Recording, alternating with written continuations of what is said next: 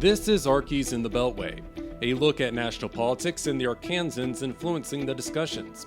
I'm Alex Thomas, Washington correspondent for the Arkansas Democrat-Gazette, reporting from the nation's capital. Thank you for joining us for this episode of Arkies in the Beltway for the week of May 5th, 2024. The statue collection at the U.S. Capitol will grow by one this week with the unveiling of a new statue honoring an Arkansan. During Daisy Bates' life, she focused on advocating for civil rights in the face of racial injustice, most notably with her affiliation with the Little Rock 9 students who integrated Little Rock Central High School. That legacy is set to be part of the Capitol's National Statuary Hall with the public unveiling of a new Bates statue on Wednesday. Janice F. Kearney is among those who knew Bates. She worked under her at the Arkansas State Press, a publication covering issues facing Black Arkansans, before Kearney became the publication's publisher upon Bates' retirement. Kearney also released a biography of Bates in 2013. She was a trailblazer. She was a woman who took the reins of the National Association of the Advancement of Colored People in Arkansas at a time when women were not leading in that area. And she took on the desegregation of Central High School, which was a huge undertaking. Ernest Green first met Bates delivering copies of the Arkansas State Press. Bates would later mentor Green and 8 other Black students during the integration of Little Rock Central High School in 1957. She was not shy about pushing you when you didn't want to be pushed, but she also saw that this was a historic moment that many of us didn't see as clearly as she did. Every state can contribute 2 statues to the U.S. Capitol's collection. Cruz last month removed Arkansas's former statues, honoring Uriah Rose and James Paul Clark. Rose, the founder of the American Bar Association and a secessionist during the Civil War, and Clark, an advocate for white supremacy during his time as governor and U.S. Senator. The Rose and Clark statues had been part of the Capitol's collection since 1917 and 1921, respectively. State Senator Dave Wallace and State Representative Jeff Wardlaw led efforts in 2019 to replace these 2 statues with new statues of Bates and country music icon Johnny Cash. Wallace tells the Democrat-Gazette that Rose and Clark were not the best people to represent Arkansas in the present day. What I wanted to do was to find 2 individuals that represented the common man, the common person in the state of Arkansas, the common man or common woman who made a difference, generational difference in how we look at things in Arkansas. Benjamin Victor of Boise, Idaho, crafted the bronze statue of Bates. The statue will go at the former location of the Rose statue in National Statuary Hall, next to a statue of Confederate President Jefferson Davis, a gift from Mississippi. But it's worth noting who will be across the hall from Bates. The statue of civil rights and education activist Mary McLeod Bethune, a gift from Florida, and Rosa Parks, a statue which Congress authorized. Shane Broadway is the chairman of the National Statuary Hall Steering Committee.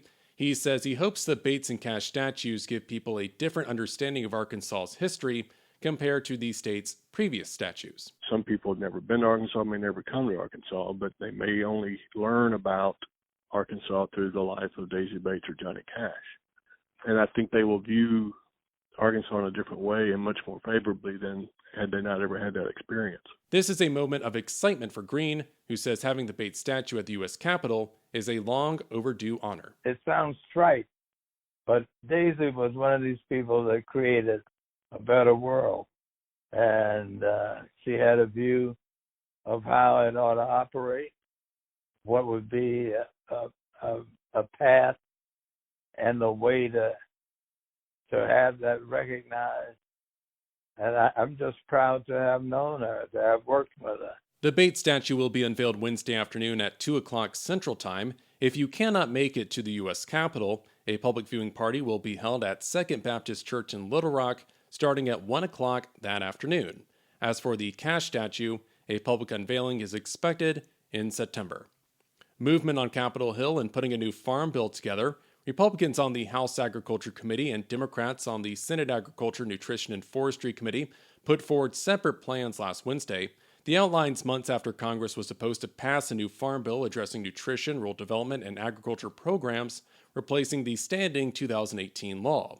Arkansas Farm Bureau President Dan Wright says it's worth getting excited about these two plans. We're very hopeful now that we may get a farm bill out this year. The Congressional Budget Office projects spending with the next farm bill will amass to $1.4 trillion over the next 10 years, nutrition programs accounting for 82% of this estimation. Republican and Democratic agriculture leaders have shown their differences on the nutrition and conservation titles. The House Republican plan has language opposing the Department of Agriculture's efforts to change SNAP benefits, a response to the agency's 21% boost to the program in 2021. That overview also calls for reallocating conservation funding from the Inflation Reduction Act to current conservation programs. Senate Democrats, in comparison, have language protecting the Department of Agriculture's ability to update nutrition programs and the Inflation Reduction Act dollars. Michigan Democrat Debbie Stabenow serves as the Senate Agriculture Committee chair. We are laser focused on keeping farmers farming, keeping families fed, and keeping rural communities strong. And that's what this does. Senator John Bozeman of Rogers serves as the Senate Agriculture Committee's top Republican. Representative Rick Crawford of Jonesboro is part of the House Agriculture Committee. Wright says the next farm bill needs to address the pressing needs of farmers and ranchers, something he understands from firsthand experience as a poultry producer in Waldron. We're not paying the same for groceries or anything else that we did 10 years ago. That's a great example of what farmers and ranchers are going through.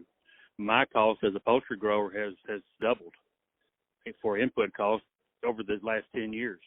And row crop folks, the same thing. The House Agriculture Committee plans to mark the Republican proposal up on May 23rd.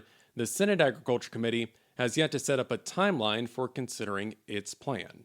Representative Steve Womack of Rogers traveling to Baltimore to examine the Francis Scott Key Bridge and ongoing recovery efforts related to that structure's March collapse. Crews have been clearing the site after the cargo ship Dolly struck the 1.6-mile bridge.